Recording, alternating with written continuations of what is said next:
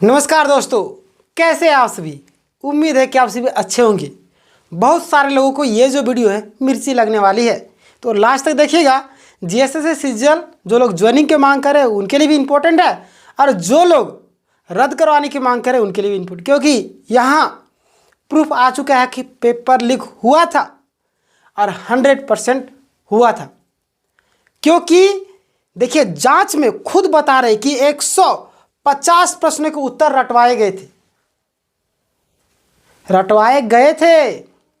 बोले ने, नेपाल ऐसे ही नहीं भेजाता है, कहीं ना कहीं। तो मैंने उस वीडियो में बताया था और आज भी बता रहा हूँ। आज का वीडियो आपने अगर देख लिया तो सारी चीज़ें क्लियर होने वाली आप लोगों को।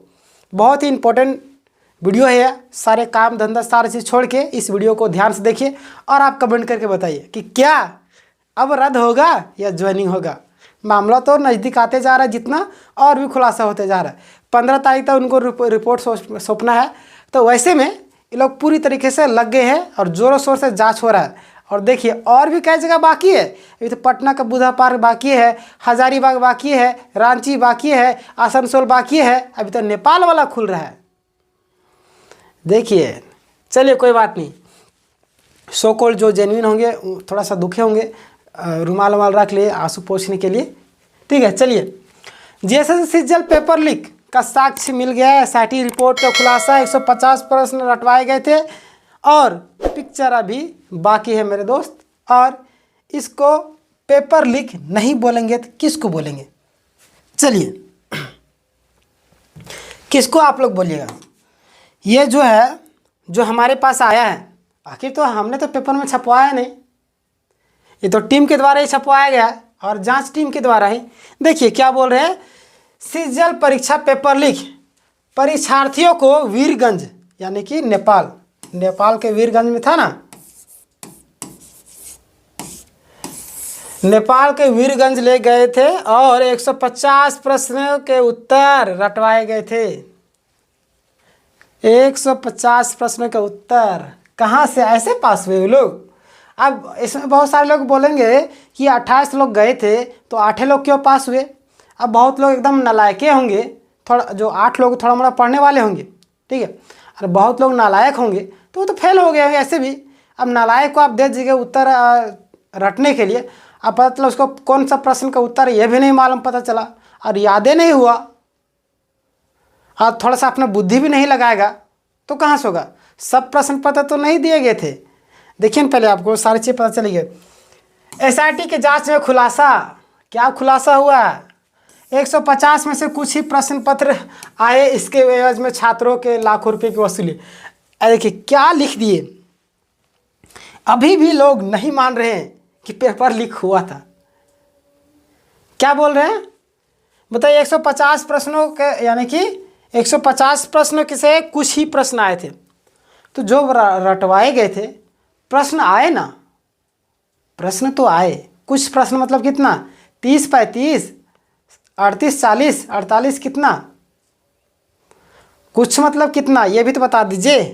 ठीक है, देखिए, सीजीएल परीक्षा की जांच कर एसआईटी को इस बात की जानकारी मिली कि जिन 28 छात्रों को सीजीएल परीक्षा, ठीक है, सीजीएल परीक्षा का प्रश्न पत्र लीक कराने के नाम पर वीरगंज यानी कि नेपाल ले जाया गया था, उन्हें परीक्षा का प्रश्न पत्र तो नहीं दिया गया, बल्कि यह कहकर 150 प्रश्न और उसके उत्तर रटवाए गए थे कि यह प्रश्न परीक्षा में आएंगे, लेकिन 150 में से कुछ प्रश्न आए।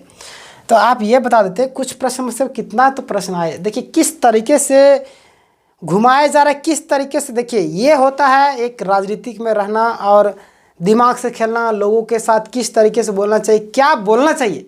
लोग पढ़ते लिखते क्यों हैं?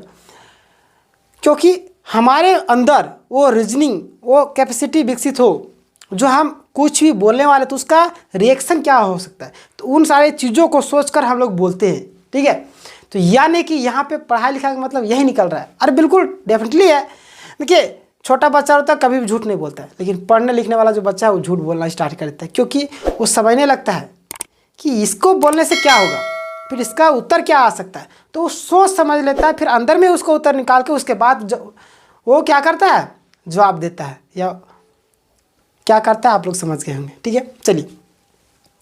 इसके एवज में छात्रों से लाखों रुपए की वसूली की गई थी।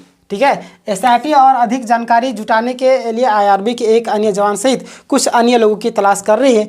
इस केस में गिरोह के सरगना और आईआरबी के जवान सहित 10 लोगों की गिरफ्तारी के बाद एसआईटी को, यानी कि एसआईटी हो, उन आरोपियों से पूछताछ में जानकारी में मिली कि परीक्षा का जो प्रश्न पत्र लीक कराने के नाम पर 28 छात्रों को वीरगंज ले जाया गया था। ठीक है, और उनमें से 8 लोग पास भी हो गए और परीक्षा पास होने वाले में आईआरबी का जवान भी शामिल था। परीक्षा देने वाले आईआरबी के जवान के संपर्क में ही आकर अन्य जवान के गिरोह भी शामिल हुए थे। ठीक है, यानी कि अभी भी जो है लोग मानने से इनकार कर रहे कि पेपर लीक हुआ था। जब देखिए प्रश्न पत्र रटवाए गए थे, पैसे की भी बात की है, पैसे इतना सुनने में आ रहा था, 30-35 लाख का बातें आ रही है। ठीक है, 30-35 लाख कोई भी व्यक्ति ऐसे नहीं देगा। और देखिए एक चोरी करने का भी एक अनोखा तरीका होता है।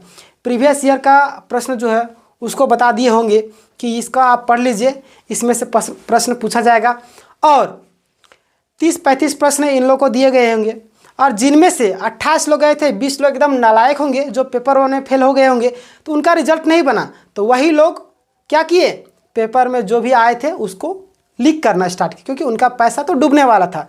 तो उनका पैसा ना डूबे और अन्य लोग भी पास ना हो, जिनके कारण पेपर लीक का मामला अभी सामने आया है। ठीक है, अभी भी जो है एसआईटी सीआईडी पेपर लीक जो हुआ है उसको मानने से इनकार कर रही है।